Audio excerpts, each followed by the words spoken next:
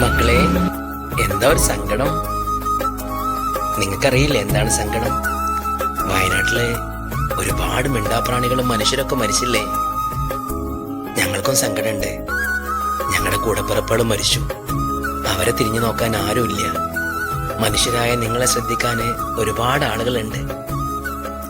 സങ്കടമൊന്നും വേണ്ട കേട്ടോ. നിങ്ങളെയും ശ്രദ്ധിക്കും, നിങ്ങൾക്കും ഭക്ഷണം തരും. നിങ്ങളെ ആളുകൾ സ്നേഹിക്കുന്ന ഒരു കാലം വരും. അത് വിദൂരമല്ല. നമുക്ക് പ്രാർത്ഥിക്കാട്ടോ.